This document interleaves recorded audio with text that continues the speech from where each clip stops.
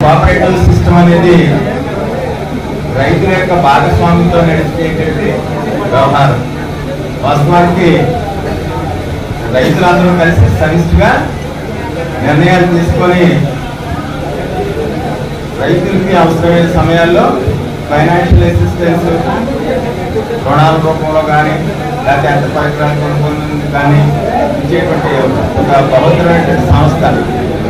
వాస్తవానికి స్వతంత్ర రాకపోవడమే ఈ వ్యవస్థ ఏర్పాటైంది. తర్వాత స్వతంత్రం వచ్చిన తర్వాత వివిధ రకాలైన మార్పులు చేసుకొచ్చి ఒకప్పుడు ఎల్ఎంపీలని ఇవన్నీ కూడా అన్ని కూడా సింగిల్ విండో మన తెలుగుదేశం ప్రభుత్వంలోని ఎన్టీ రామారావు సమయంలోనే చేశారు. దీర్ఘకాలిక రుణాలు కానీ స్వల్పకాలిక రుణాలు కానీ అన్ని కూడా ఒకే సంస్థ ద్వారా అందించడం జరిగింది. ముఖ్యంగా రైతులకి లాభాలు కలగని జాతీయ వ్యవసాయ గ్రామీణాభివృద్ధి బ్యాంకు ద్వారా గ్రామీణ ప్రాంతాల్లో రైతుల యొక్క మౌలిక అవసరాలు ప్లస్ గ్రామాల యొక్క మౌలిక స్వరూపాన్ని మార్చినందుకు ఏర్పాటు చేసినటువంటి సంస్థ. ఇవాళ బాబులు రాజకీయ నాయకుడిగా వచ్చేటువంటి సభ్యులు కాదు, రైతు ప్రతినిధులు అన్నమాట. ఈ సంఘంలో సభ్యులకి ప్రతినిధులు యాక్చువల్గా ఎలక్షన్ జరిగితే 12 మంది డైరెక్టర్లు, అలాగే ఒక చైర్మన్ ఉంటాడు, 12 మంది డైరెక్టర్లు, 10 మంది డైరెక్టర్ వాళ్ళు కలిసి అనుకుంటారు. మనకి దురదృష్టం ఏమైందంటే జగన్ ప్రభుత్వం అలవాటు చేసింది నామినేషన్ ఎలక్షన్స్ లేకుండా 5 సంవత్సరాలు గడిపేశారు. కానీ ఇప్పుడు మనకి వాస్తవానికి అలాగా జరగకపోవచ్చు. ప్రతి 6 months ఒకసారి యాక్షన్ తీసుకునే పరిస్థితి వస్తుంది. అందుచేత అదే మాటలో వెళ్ళేటువంటి పరిస్థితి కాదు మనకి. చంద్రబాబు నాయుడు గారు కానీ ప్రస్తుతం మన పవన్ కళ్యాణ్ గారు కానీ ప్రజల యొక్క భాగస్వామ్యంతో ఏర్పాటు చేసేటువంటి సంస్థలు ప్రజలే నిర్వహించుకోవాలి. కాబట్టి ఏ పరిస్థితుల్లో అయినా మళ్ళీ మనకి ఎలక్షన్స్ వచ్చే పరిస్థితి ఉంది.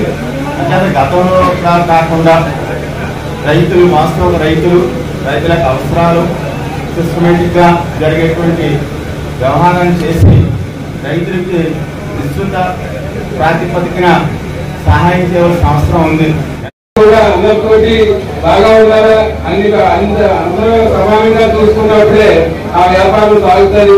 ఇతరులకి ముఖ్యంగా ఈ కోఆపరేటివ్ వ్యవస్థ పేరులోనే ఉంది కోఆపరేషన్. ఒకరికొకరు కోఆపరేషన్ లేకపోతే ఈ వ్యవస్థ దెబ్బతింటుంది.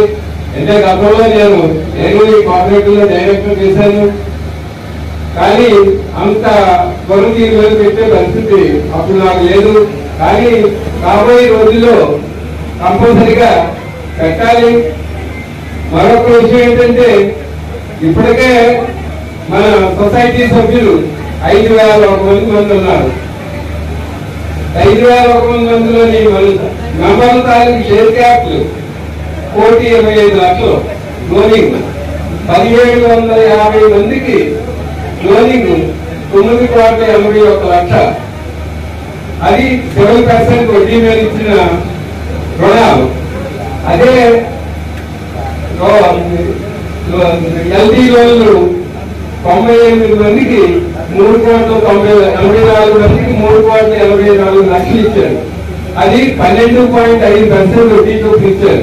ఎందుకంటే ఎకరానికి 5 లక్షలు 6 లక్షలు తీసుకున్న మెంబర్స్. అదే ఎల్టీ ల్యాండ్ డెవలప్మెంట్ ఇవి ఉన్నాయి. 184 మంది లోన్ తీసుకున్నారు.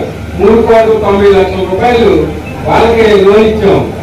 మరి మనం సొసైటీ నుంచి సెంట్రల్ బ్యాంక్ నుంచి అనే బ్రాంచ్ ద్వారా మనం తీసుకుని 9,91,34,364 రూపాయలు మనం లోన్ తీసుకున్నాం. మనం తిరిగి మళ్ళీ రైతులకి ఇప్పటి వరకు 12,94,368 రూపాయలు మనం లోన్ ఇచ్చాం. ఇంకా రేపు మంచిగా చూసి శ్రవణ మాసంలో ఎప్పుడో మనం కమర్షియల్ బ్యాంకుల టైప్ లో గోల్డ్ లోన్ కూడా మనం తీసుకుంటున్నాం. గోల్డ్ లోన్ కూడా మనం ఇవ్వడానికి సెంట్రల్ బ్యాంక్ నుంచి 2 కోట్ల రేటుతో మనం కూడా మార్కెట్ చేయమన్నారు.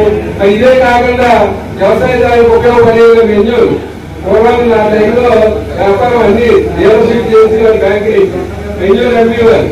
అన్ని రకాలు ఏ వ్యాపారం అయినా చేయడానికి ఒక సంస్థకి ఫస్ట్ ప్రయారిటీ ఉండేది.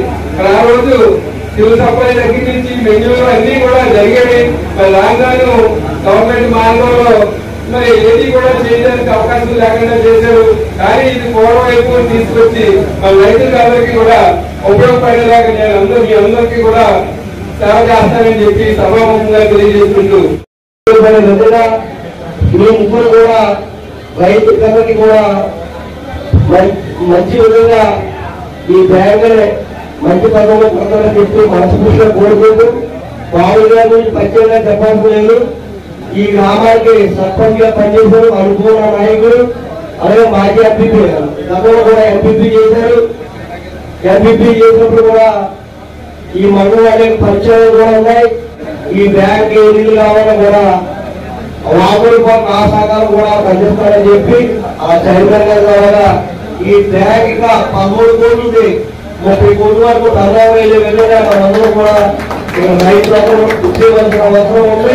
అలాగే ముఖ్యంగా ఈరోజు సహాయపరంగా ముందుకు రావడం కారణం గౌరవ చంద్రబాబు నాయుడు గారు, పవన్ కళ్యాణ్ గారు, గౌరవ స్పీకర్ రాజేశ్వరకు ఈరోజు చంద్రశేఖర్ గారు సహాయపరంగా ప్రత్యేకంగా మా తరఫున కూడా ధన్యవాదాలు.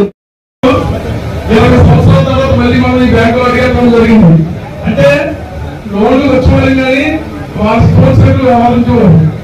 నేను చెప్తున్నాను, మళ్ళీ ఒక 50 సంవత్సరాలు కూడా మన పురోగతి కలపడానికి సభాముఖంగా తెలియజేసుకున్నామండి. ఇదే బ్యాంక్ మళ్ళీ 50 సంవత్సరాలు మొత్తం అందరినీ మనం ఎవరిని ఇబ్బంది పెట్టద్దు. వైసీపీ కానీ ఏ పార్టీ వాళ్ళు కూడా ఇబ్బంది పెట్టుకుంటారు. రైతులందరూ కూడా వారికి అనుభవంగా ఉన్నటువంటి కాకుండా రైతులందరూ కూడా వాళ్ళకి ఏ విధంగా అయితే లోన్లు ఇవ్వాలో, ఎకరాకి ఎంత ఇవ్వాలో అందరూ కూడా రూల్ ప్రకారంగా లోన్స్ ఇచ్చి అందరినీ కూడా మనం రైతులు ఆకట్టుకున్న పరిస్థితి. మరి బ్యాంక్ ప్రెసిడెంట్ గారు డైరెక్టర్ల మీద అలాగే స్టాఫ్ మీద ఉండాలని గతంలో లాగా జగన్మోహన్ రెడ్డి చెప్పారు.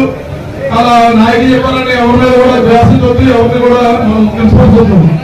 ఆ విధంగా మనం సారని కూడా మన కోట నాయకులందరూ కూడా అందరినీ మనం సమానంగా చూసుకోవాలి. వాళ్ళలాగా మనకు ఎవరిని కూడా మనం ఆడిలో ఇవ్వద్దు, వీటిలో ఇవ్వద్దు అని చెప్పకుండా అందరూ కూడా కలుపుకొని పోవడంగా మనకి